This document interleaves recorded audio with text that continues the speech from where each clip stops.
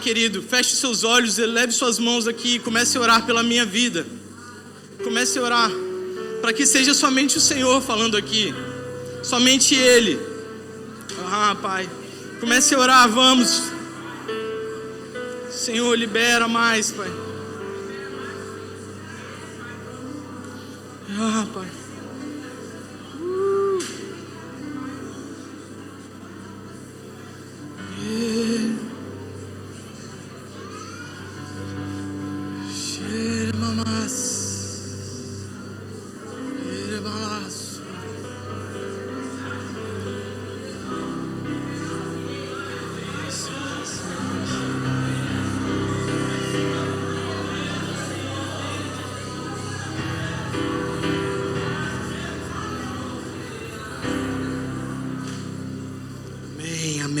Amém. Quem lembra qual é a série que nós estamos estudando? Segredos da adoração.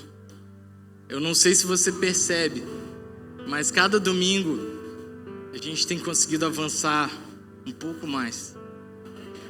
Você percebe isso? E eu não poderia, ao mesmo tempo que a gente às vezes cobra uma atitude da igreja, a gente não pode deixar de elogiar quando a gente vê a igreja encorajada a prestar o melhor ao Senhor. Há alguns meses atrás a gente cobrou, de todos, fez uma convocação sobre o momento da adoração aqui, o momento de louvor aqui, que a maioria estava chegando mais tarde, né? Durante o período do louvor que já estava acontecendo. E aí a gente fez uma convocação sobre não roubar do Senhor aquilo que lhe é devido. E um dos momentos principais para Ele aqui é o momento do louvor e adoração, porque é o único momento que é totalmente voltado a Ele. É onde nós aqui em uma só voz a gente eleva os atributos dEle, a gente declara que Ele é vitorioso, que sua voz como um trovão e um vento impetuoso vem sobre toda a terra. E a cada domingo nós temos visto a igreja aqui cedo para prestar o melhor ao Senhor, avançando cada vez mais. Na semana passada nós fomos encorajados a mergulhar no rio de Deus, vocês lembram? A dar cada vez mais um passo. E eu quero te perguntar, você se satisfaz nessa noite com água nos artelhos? Você se satisfaz com água nos joelhos? Na cintura? Vamos mergulhar? Vamos mergulhar? Eu quero mergulhar mais profundo nessa noite com você. Para um lugar onde Ele nos leva, conhecendo mais os seus segredos. Fomos levados a ter paixão pelo rio de Deus. Quem aqui se permite ir mais profundo? Amém, querido. Mas nessa noite eu quero te convidar a avançar um pouco mais sobre alguns outros segredos da adoração. A adoração é muito poderosa. Quanto mais a gente conhece a revelação ali do Senhor, os seus atributos, quanto mais a gente o adora os seus atributos, mais a gente tem um entendimento que independente da circunstância, Ele é sempre bom. Ele é Deus. Ele é o Rei dos Reis. Independente da circunstância, a nossa adoração precisa fluir. Um rio, ele não para. E quanto mais forte o rio é, não há barragem que segure. E esse rio, não existe barragem que segure esse rio, querido. E nós queremos ir adiante. É tempo de levantar a nossa voz e adorar ao Senhor. A minha oração nessa noite é que o Senhor venha com batismo de sabedoria e revelação sobre a sua vida. Para que você conheça mais de quem Ele é, mais os seus atributos, mais da sua beleza, da sua majestade. Porque a partir disso, querido, não há outro caminho a não ser corresponder à sua face, à sua voz. Vem, Senhor. Abra comigo então, querido, a palavra de Deus em 2 Crônicas, capítulo 20. Nós vamos mergulhar nessa passagem.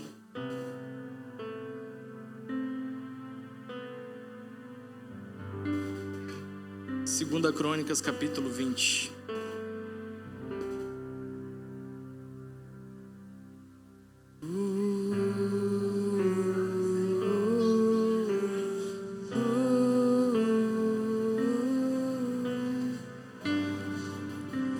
versículo 17 ao 21.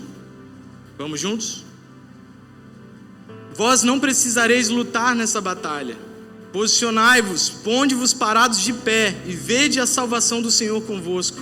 Ó Judá e Jerusalém, não temas, nem sejais desfalecidos. Amanhã sai contra eles, porque o Senhor será convosco. E Josafá curvou a sua cabeça com sua face para o chão, e todo Judá e os habitantes de Jerusalém caíram diante do Senhor, adorando o Senhor. E os levitas, dos filhos dos coatitas e dos filhos dos coraitas, levantaram-se para louvarem ao Senhor, Deus de Israel, em alta voz. E eles se levantaram cedo pela manhã, saíram para o deserto de Tecoa.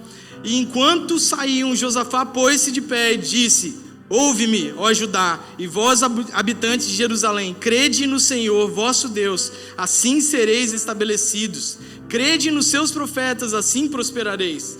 E quando ele tinha consultado o povo, indicou cantores para o Senhor, que o louvariam a beleza da santidade, enquanto saíam diante do exército, e para dizer: louvai ao Senhor, porque a sua misericórdia dura para sempre. Vamos repetir só esse finalzinho, em uma só voz?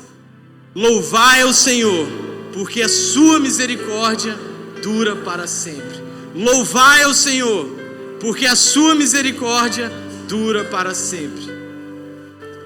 Amém. Glória a Deus. Querido, existem algumas verdades espirituais muito preciosas nessa passagem. E toda vez que eu leio esse capítulo, meu coração ele arde muito por ver o quanto essa passagem ela se encaixa nos dias de hoje, com o levantar de uma geração como um exército de adoradores no meio de uma aflição, de uma situação adversa. Sabe, quando eu fecho meus olhos, eu vejo como seria a nossa realidade aplicada a isso aqui. Eu vejo como seria isso em nossa nação, posicionando como igreja diante de uma verdadeira maturidade, uma profundidade na adoração. Assim eles eram, assim era o reinado de Judá e Jerusalém na época do rei Josafá. Mas eu quero que você entenda, mesmo diante de uma aflição, mesmo diante de uma situação difícil, nós sabemos que a nossa nação ela passa por verdadeiras adversidades, verdadeiras situações complicadas, mas eu acredito no poder de adoração do Brasil. Eu acredito na adoração extravagante que o Senhor tem levantado no meio do nosso povo. Eu acredito. Há anos atrás seria meio que uma utopia você falar para um brasileiro, para um cristão, que 3 estádios no país seriam lotados de pessoas adorando a Ele em uma só voz. Não é verdade? Mas isso já é uma realidade no nosso meio, querido. Eu só estou para te falar, é o começo. Aquilo que aconteceu esses dias não é o final da história, é apenas o começo daquilo que o Senhor está fazendo. Então creia que o Senhor tem levantado no meio da nossa nação adoradores extravagantes que o adorem em um espírito e em verdade.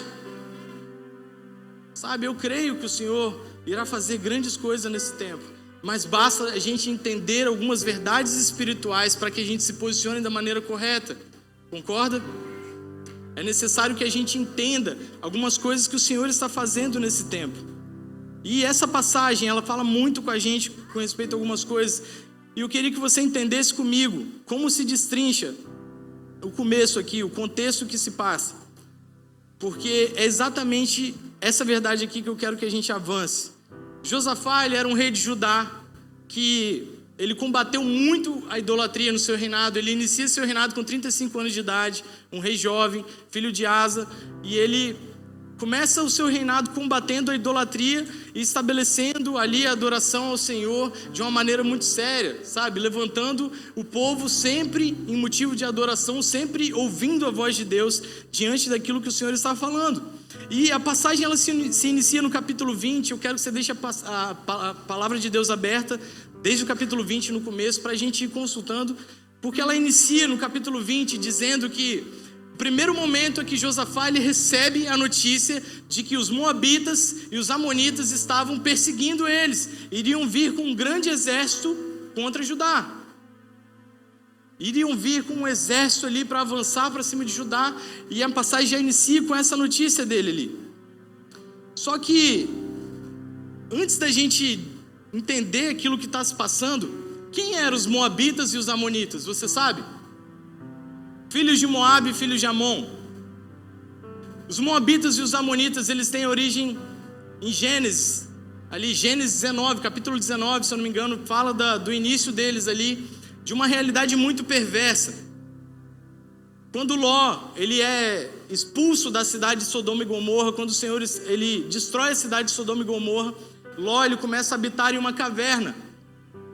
E nessa caverna, ali, as suas filhas, ela tem a ideia de que, elas veem que o seu pai está velho e não tem nenhum herdeiro, um homem, para dar continuidade à sua linhagem. Elas falam, nosso pai já está velho, vamos embebedá-lo, a gente tem relação sexual com ele e gera filhos homens.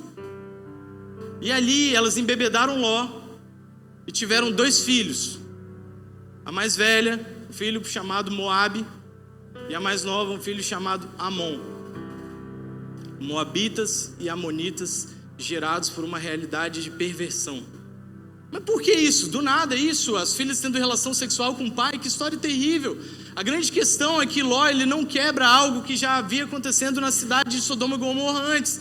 Quando Ló estava na cidade, aparecem 2 anjos perante ele, e ele acolhe aqueles anjos em sua casa, e aquele povo de Sodoma e Gomorra, que já vivia numa realidade perversa, vai atrás desses anjos, bate na casa de Ló e fala, ei, coloca eles para fora aqui que a gente quer ter relação sexual com eles, a gente quer conhecer eles.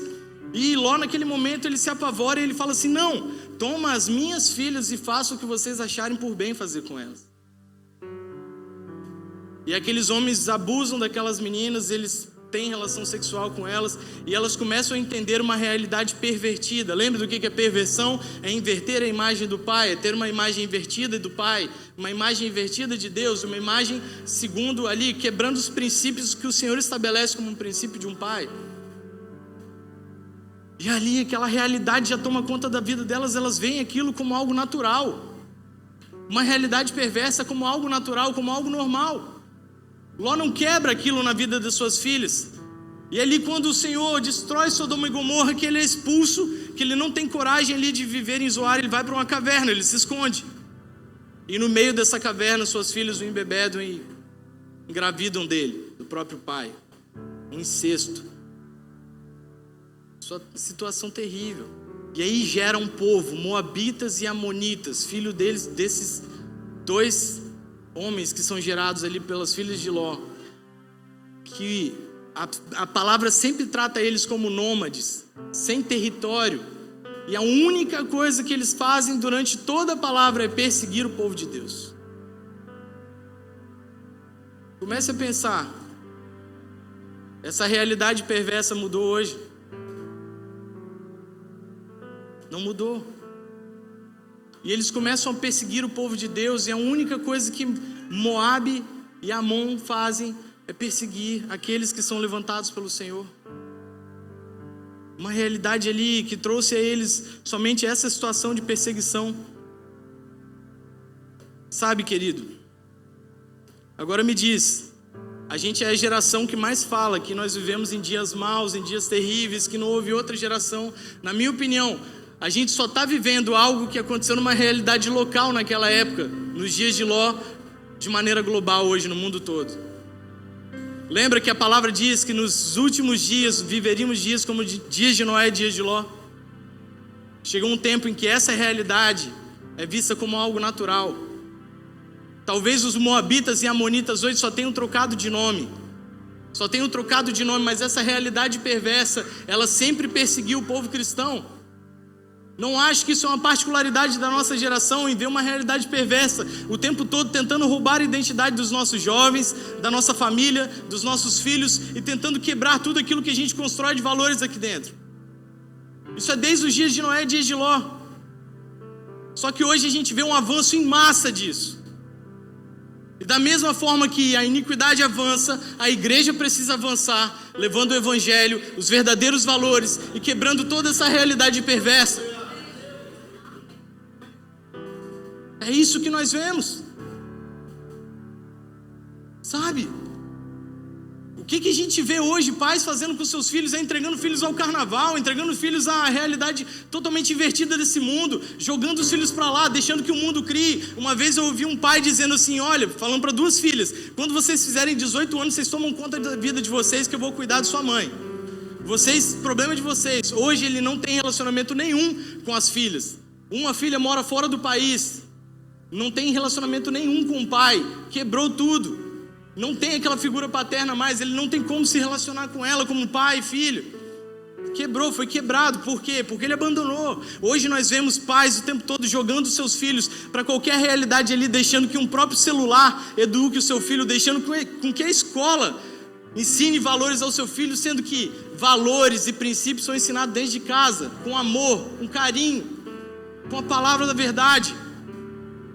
E vemos essa realidade perversa mudando nossa geração ali, mas são dias de Ló. Agora, a boa notícia disso tudo é que se a gente entende que estamos vivendo em dias de Ló, entendemos que Ele está vindo para nos buscar. Só que não podemos descansar com isso falando, deixa as coisas avançarem, Ele está vindo. Não, a nossa resposta será, eu gastarei a minha vida para que isso mude. Sabe, eu gastarei a minha vida para que as pessoas entendam o verdadeiro valor, que existe um Rei dos Reis, o Senhor dos Exércitos, o Rei Jesus, vitorioso, que está ao centro de tudo e que tem nova vida para nós. O que eu mais quero é ampliar essa família, querido. O que eu mais quero é ver gente, sabe, se entregando aos pés do Senhor. Ah, querido, entenda isso que o Senhor está fazendo nessa noite, porque eu creio que nessa noite o Senhor irá despertar um exército aqui, que não irá se acovardar, não irá se acanhar diante das aflições, diante da situação adversa, mas que irá proclamar a palavra de Deus em todo amor e verdade. Você crê nisso? Amém. Então, avançando um pouquinho na palavra aqui, Josafá, diante dessa situação, quando ele recebe essa notícia de que os moabitas e os amonitas estavam avançando contra ele, o que ele faz? Ele se acovarda? Ele manda todo o povo se esconder? Fala para o pessoal, não, vamos traçar uma estratégia, vamos buscar algo, porque existe um exército vindo contra a gente, vamos fugir, esconda, estoque comida. Essa é a resposta dele, não é? Não. A primeira coisa que ele faz é, eu vou ouvir ao Senhor, eu vou buscar a Deus, eu vou buscar a face do Senhor, eu vou buscar ao Rei dos Reis, eu vou buscar a quem tem a verdadeira resposta. Essa é a resposta dele, a primeira resposta dele. Lê comigo, versículo 2 e 3. Então vieram alguns que avisaram Josafá, exclamando, grande multidão vem contra ti de Edom, do outro lado do Mar Morto.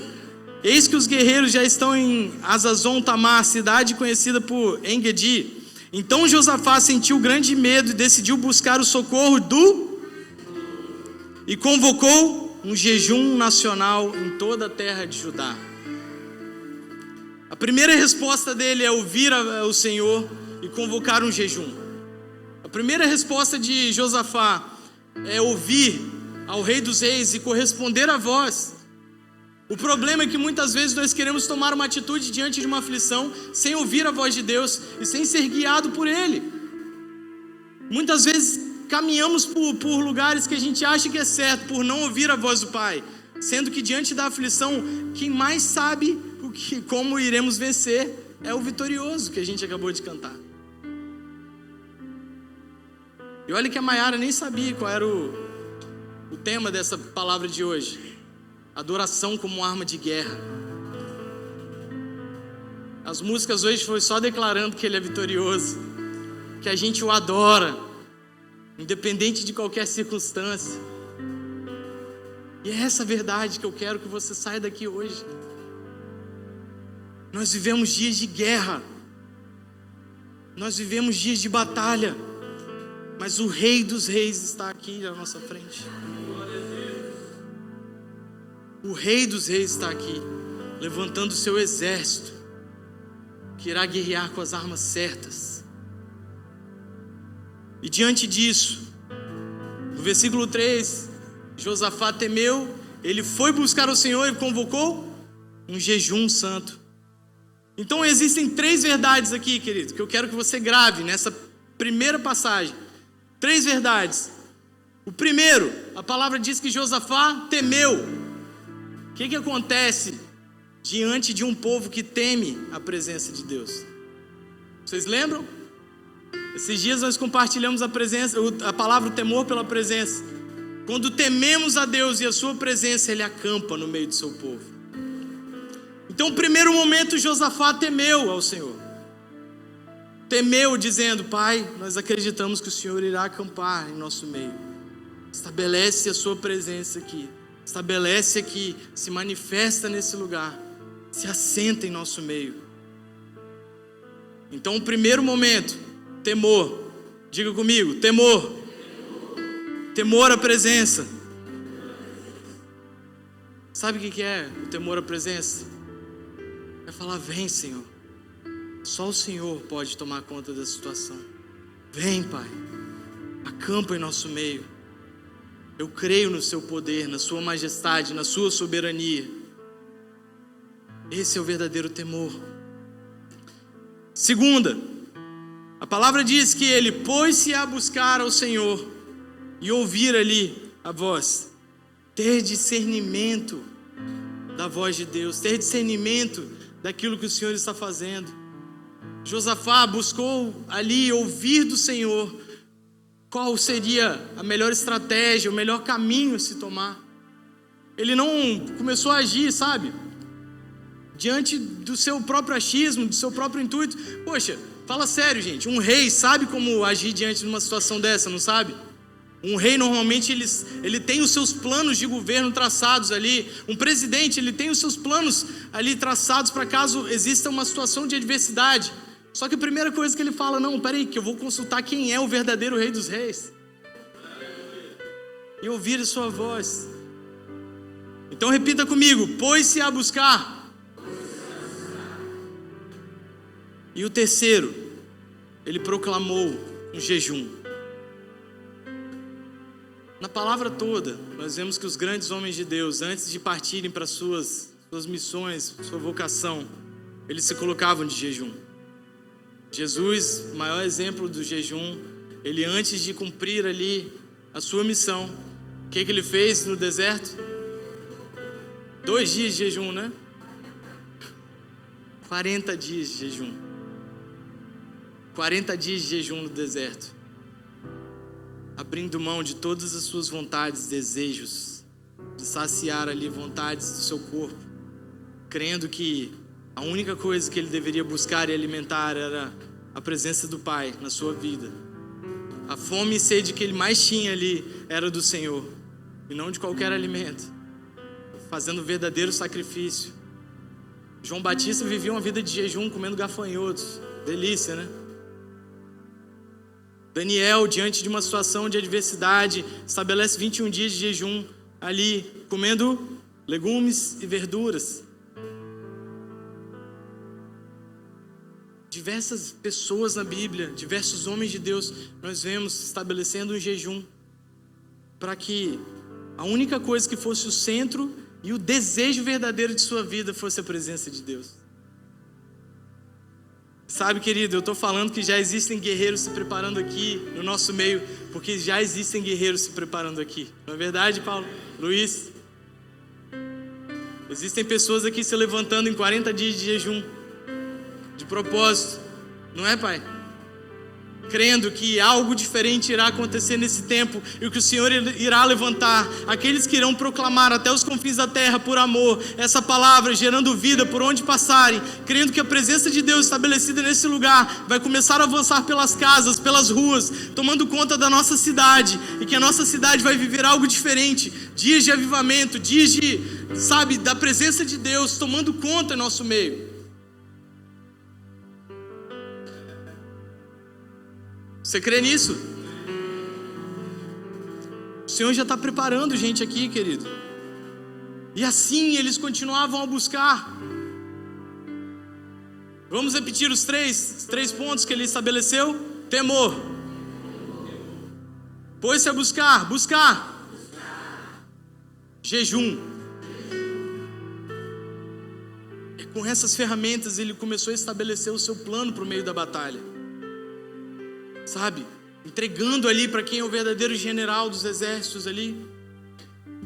E assim eles continuavam, toda Judá e Jerusalém diante do átrio. A palavra diz que toda Jerusalém e Judá começaram a entrar no mesmo propósito. Podiam ser homens, mulheres, crianças, todos estavam no mesmo propósito diante dessa situação.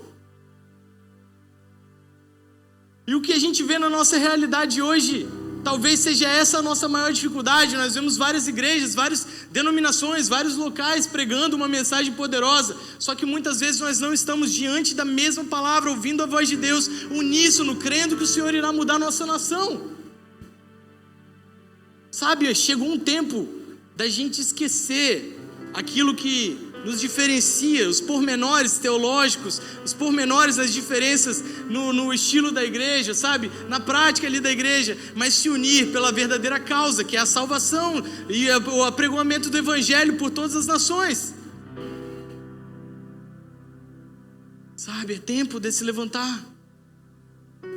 Nós cremos nisso, porque todos os povos, todos eles ali, diante daquele povo, começou a buscar ao Senhor. E a palavra fala no versículo 5: durante essa Assembleia Geral de Judá e dos habitantes de Jerusalém, realizada na casa de Yahvé, o templo do Senhor, o rei Josafá colocou-se em pé diante da comunidade no pátio novo e exclamou: ó Senhor, Deus de nossos pais, não és tu o Deus que habita soberano nos céus? Não és tu o Deus que governa sobre todos os reinos das nações da terra? Na tua mão há poder e força, e não há quem te possa resistir. Diante da aflição, ele sabia quem tinha a verdadeira resposta. Ele colocou totalmente isso nas mãos de Deus, sabendo que o Senhor ali que iria agir, querido. E assim eles continuam clamando, as famílias reunidas em adoração e clamor, eles continuam buscando, até que o Pai se manifestou. Sua voz veio em direção a eles dizendo, olha o versículo 17: vós não precisareis lutar nessa batalha. Posicionai-vos, ponde-vos parados de pé, e vede a salvação do Senhor convosco.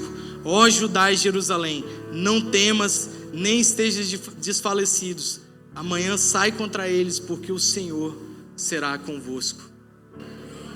Essa foi a primeira resposta de Deus. Sabe, essa é a resposta de Deus que a gente tem que buscar. Sabe, querido? E assim todo o povo começou a adorar. Eles começaram a adorar. Sabe, o Senhor, Ele não fala ali naquele momento. Quando Ele começa a responder, a palavra dele não é se escondam, não é fujam, não é se amedrontem, não temas, porque essa batalha é minha. Sabe, não temam, saiam contra eles, coloquem-se de pé. Existe uma verdade espiritual aqui. Logo quando ele fala para não temer, ele não fala para que o povo esteja diante da cidade, mas ele fala, coloquem-se diante deles, estejam no fronte de batalha e coloquem-se de pé. Assim vocês verão a vitória. Ou seja, toda vez que o Senhor proclama e fala que a batalha é dele, mas mesmo assim ele requer uma ação de você que corresponda àquilo que ele está falando. O Senhor, Ele fala que Ele irá te livrar daquela situação, mas Ele quer que você corresponda em fé àquilo que está falando, caminhe em direção ao alvo. Toda vez que o Senhor te chama para algo, te vocaciona para algo, primeiro Ele quer que você atenda ao chamado verdadeiro, o chamado principal, o princípio, estando diante dEle, da sua presença, para depois você cumprir a vocação dEle. Aquilo que Ele te vocacionou a fazer, a missão que você tem a cumprir. Essa é a verdade. E naquele momento, a estratégia que Ele colocou é: me adorem, me adorem, me adorem, somente adorem. Nos versículos 19 ao 22, veja comigo: os levitas da descendência dos coatitas e dos coraitas se ergueram para louvar com grande voz a Yahvé e o Senhor Deus de Israel. No outro dia, ao romper da aurora, eles se levantaram e partiram em direção ao deserto de Tecoa. Ao saírem, o rei Josafá colocou-se de pé diante do povo e exclamou: ouve-me, ó Judá e moradores de Jerusalém. Crede, sem sombra de dúvida, que Yahvé, o Senhor vosso Deus, e estareis sempre seguros, e confiai nos profetas do Senhor, e sereis bem-sucedidos. Depois de ouvir e deliberar, todo o povo designou cantores para louvar ao Senhor, que saíssem à frente dos exércitos vestidos de trajes sagrados, adorando e entoando: rendei graças ao Senhor, porque a sua misericórdia. E quando começaram a cantar e dar louvores, o Senhor provocou emboscadas contra os soldados de Amon e Moabe e os guerreiros dos montes de Seir, que estavam invadindo as terras de Judá, e eles foram todos derrotados. Louvai ao Senhor, porque a sua misericórdia dura para sempre. Louvai ao Senhor, porque a sua misericórdia dura para sempre. No meio de uma aflição, no meio de uma situação adversa que você pode passar hoje, que você pode passar a partir de amanhã ou quando sair desse lugar, você já vai sair daqui: eu louvo ao Senhor, porque a sua misericórdia dura para sempre. Eu louvo ao Senhor, porque a sua misericórdia dura para sempre. Independente disso, eu louvo ao Senhor, porque a sua misericórdia dura para sempre. Qual foi a palavra que Deus deu para a gente no retiro para 2020? Qual foi a palavra? Misericórdia. Ela dura para sempre, querido. E é tempo da gente apregoar essa misericórdia. É tempo da gente levar isso, sabendo que o Senhor dos exércitos, o Rei dos reis, é quem governa aqui. Ah, querido, entenda aquilo que o Senhor está fazendo nessa noite, porque Ele está te capacitando, Ele está colocando armas na sua mão, para que você consiga guerrear todas essas situações difíceis que você pode estar passando, situações que você acha que são necessárias o sobrenatural de Deus vir. Sim, Ele atua pelo meio sobrenatural. Louvai a Ele, porque a sua misericórdia dura para sempre. Oh, Pai. Tem gente aqui que eu sei que está entregando causas impossíveis para Deus, que o homem diz que é impossível. Mas Ele é o Rei dos reis, que toma essa causa em suas mãos e fala: me louve, somente me adore, porque essa batalha é minha. Viu, Daniel? Essa batalha é do Senhor. Viu, Leia? Essa batalha é do Senhor. Existem situações aqui que muita gente pode achar que é impossível, mas o Rei dos reis, o impossível está aqui. Deus do sobrenatural. Você não está ouvindo de alguém que aprendeu isso na teoria, não, querido. Eu vivi isso na prática. Um Deus de sobrenatural foi o Deus que curou minha coluna, que eu iria viver a vida inteira com um colete ortopédico. Eu fui curado. O Deus do sobrenatural me curou. O Deus que me livrou da morte.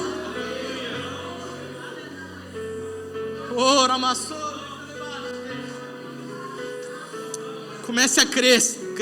Comece a crer, adore a Ele, comece a louvar a Ele, comece a adorar o Senhor. Vamos, eleve um ambiente diferente aqui nessa noite, um ambiente onde Ele é totalmente desejado. Comece a adorar, comece a atrair a presença dEle. Que vem ao céu,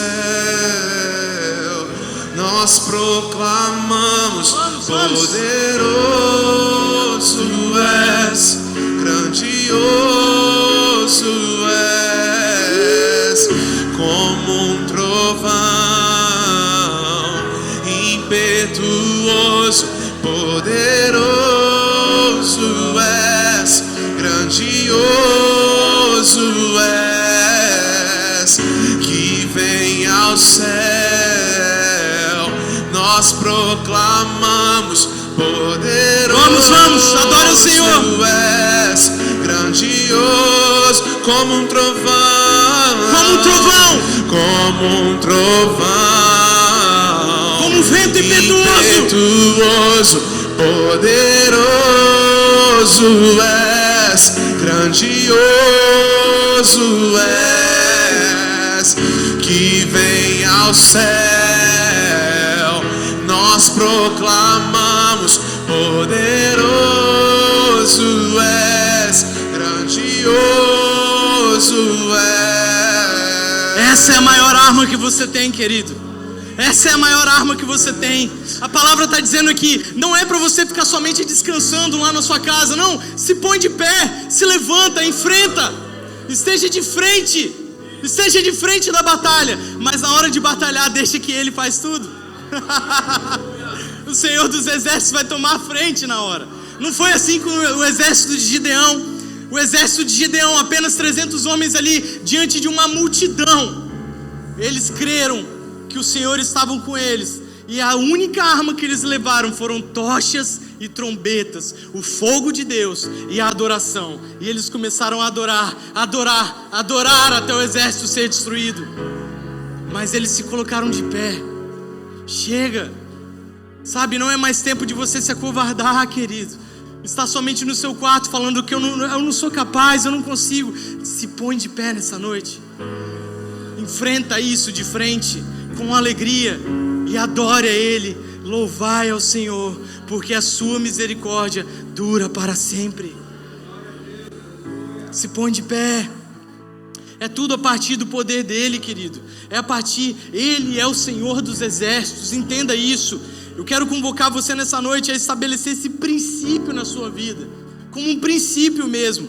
A adoração como uma arma de guerra, sabe? É aquilo que o profeta Isaías viu. É aquilo que ele viu. Em Isaías 6, no versículo de 1 a 4, ele diz ali: no ano que rei Uzias morreu, eu vi também o Senhor assentado sobre um trono, alto e exaltado, e o seu séquito enchia o templo. Aí no versículo 3 diz assim: e clamava aos outros dizendo: Santo, Santo, Santo é o Senhor dos exércitos, toda a terra está cheia da sua glória. A primeira coisa que ele vê diante da presença de Deus é que existe uma adoração em volta dele contínua. Algo ali, um mecanismo girando. Então a sua vida precisa se unir àquilo que já acontece no céu, querido. Adore a Ele, porque o Senhor dos exércitos está diante de você. Ele está diante de você. Não temas, não tema, não tema. Toda a terra está cheia da sua glória. Não tema. Oh, Pai, não tema. Ele vê o trono de glória, a realidade celestial com adoração e declara: Santo é o Senhor dos exércitos. Santo é o Senhor dos exércitos. Quando você sair da sua casa pela manhã, declare: Santo é o Senhor dos exércitos. Toda a terra está cheia da sua glória. Toda a terra está cheia da sua glória. Ah, querido, se qualquer mal te cercar, se vierem, sabe, moabitas, amonitas, pode vir o exército que for, não temas. O Senhor dos exércitos está à sua frente. Ah, querido, põe-te de pé e declare: Santo, Santo, Santo é o Senhor dos exércitos.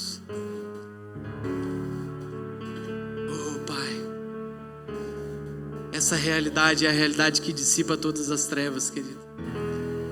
É essa verdadeira arma que você vai guerrear. O Senhor me mostra pessoas aqui que dizem: ah, Pai, mas eu estou sem força. Ele vai te dar força hoje. A palavra dele diz: no mundo tereis aflições, mas tem de bom ânimo, porque eu venci o mundo. Ele não está falando assim: calma que você vai vencer também. Não, ele está falando: vem para mim, porque eu venci, e eu vou vencer a sua frente também.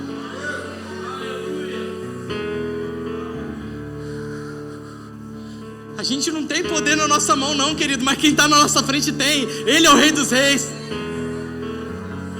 É Ele que cura. É Ele que rompe com o natural e estabelece aquilo que é natural para Ele. Oh!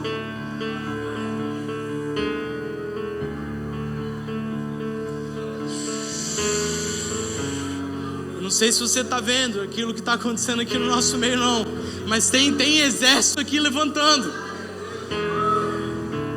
Ah, Pai, Ele já está distribuindo as fardas aqui, querido. Ele está distribuindo fardas aqui nessa noite. Ah, Pai.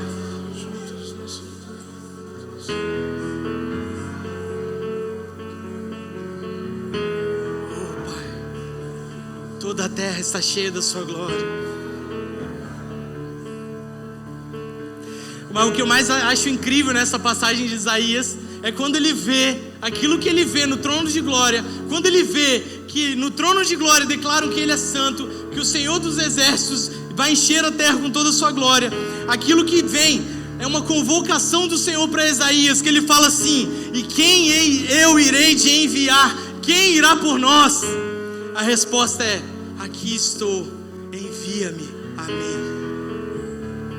Nessa noite, a minha oração é para que você saia daqui sabendo que você tem uma arma de guerra na sua mão como um adorador, e a sua resposta é o Senhor: Senhor, envia-me, envia-me, eis-me aqui, envia-me. Ah, Pai, levanta aqueles que irão, Pai, pela seara. O Senhor da seara está clamando aqui. Minha oração nessa noite é que a gente avance um nível muito maior de vida de adoração, que não importa as circunstâncias, a gente está no fronte de batalha, a gente está de pé, adorando, declarando que Ele é o Rei, que Ele governa sobre essa nação. Chegou o tempo, querido, chegou o tempo, e eu oro nessa noite para que Ele faça em você um equibalo. Sabe o que é isso? Em Mateus 8, quando Jesus está ensinando aos discípulos ali, no final, se eu não me engano, Mateus 9:38, perdão, Jesus ensinando aos discípulos, Ele fala assim: orai, rogai por trabalhadores, orai, pois o Senhor da seara que envie trabalhadores à sua seara. Sabe qual é essa palavra envio aqui, querido? A palavra original aqui desse envio é equibalo. Essa palavra, ela significa você ser chutado da sua realidade, da sua zona de conforto. O Senhor nessa noite vai chutar muita gente da zona de conforto, te levando para a verdadeira seara, te entregando as armas certas para você lutar, e Ele vai te levar. Sabe o que o equibalo diz? É você ser chutado da sua realidade, mas sem direito de volta e retroceder. Chegou o tempo em que Ele está levantando os seus filhos, que não vão olhar para trás, mas vão olhar adiante, levando essa palavra, levando esse evangelho que sara, que cura, que purifica por todos os cantos da terra, sabendo que a maior arma que tem na sua mão é adorar ao Rei dos Reis, o Senhor dos exércitos, e toda a terra será cheia da sua glória. Você crê nisso? Eu oro para que haja um equibalo aqui nessa noite. Eu oro para que você responda a Ele com um sim: envia-me, Senhor, envia-me, eis-me aqui. Ah, pastor, mas você está falando de envio missionário. Querido, existe gente dentro dessa cidade aqui, dentro desse bairro, que está vivendo uma vida cativa ali, pelas aflições, pelas trevas. É tempo de você levar ali a sua verdadeira missão para quem está do seu lado no seu prédio, para quem está no seu trabalho, para quem está ali diante da sua vida o tempo todo. Mas leve essa palavra de verdade.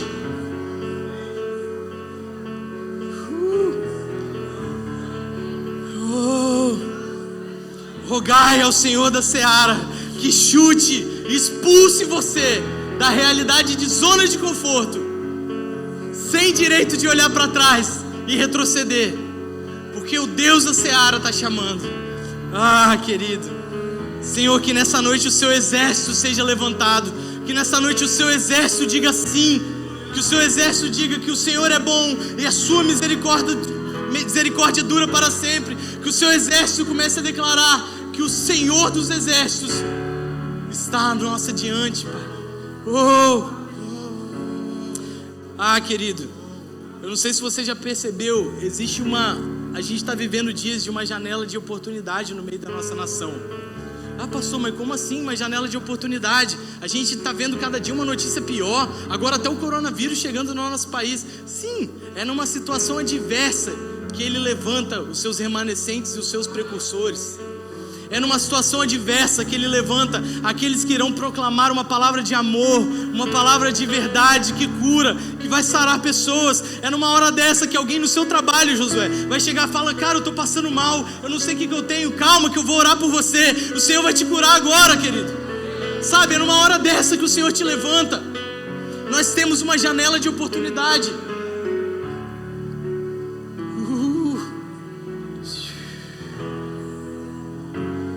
A gente vive uma realidade perversa, mas é nessa mesmo que os precursores se levantam.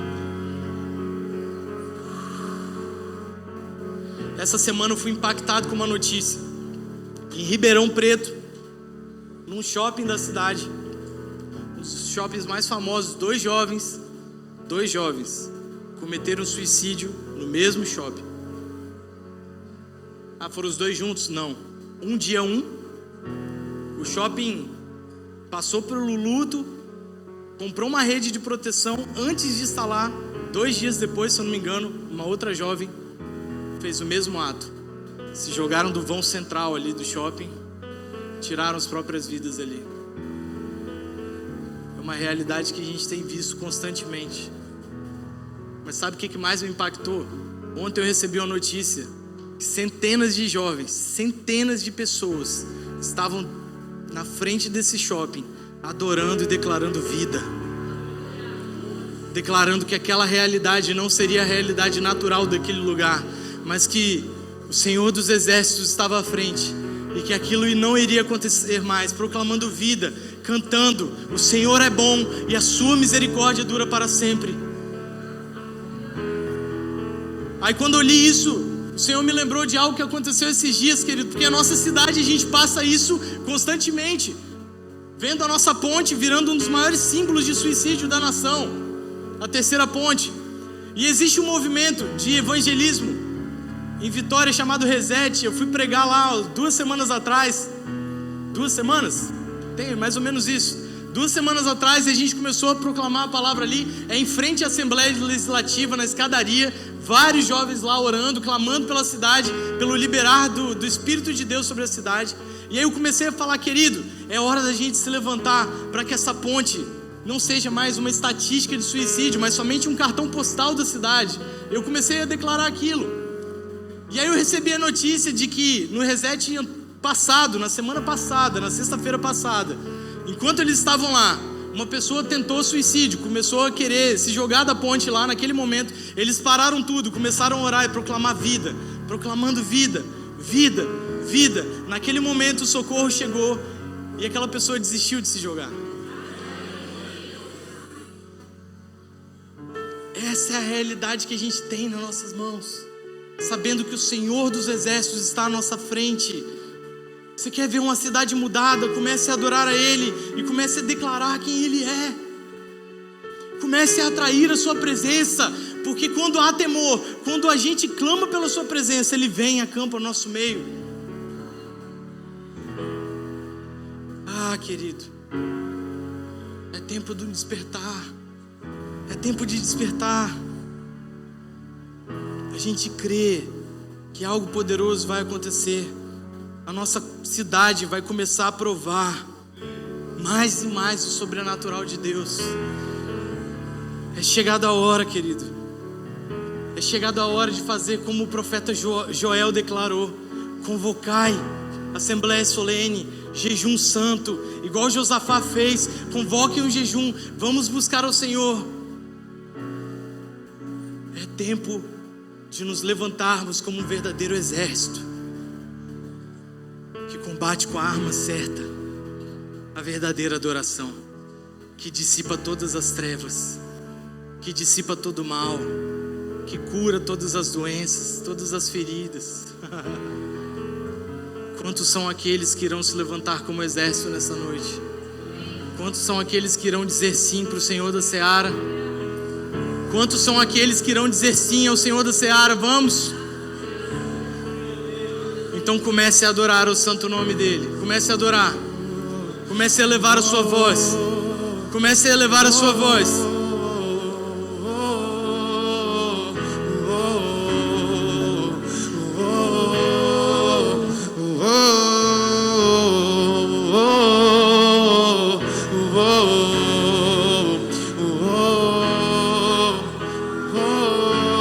Comece a ver esse exército se levantando.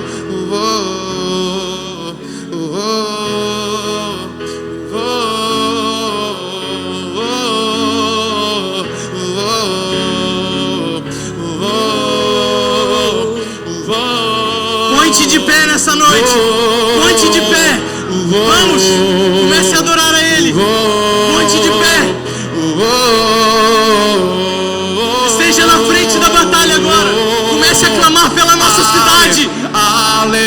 Vitória irá conhecer o Senhor. Deus onipotente reina.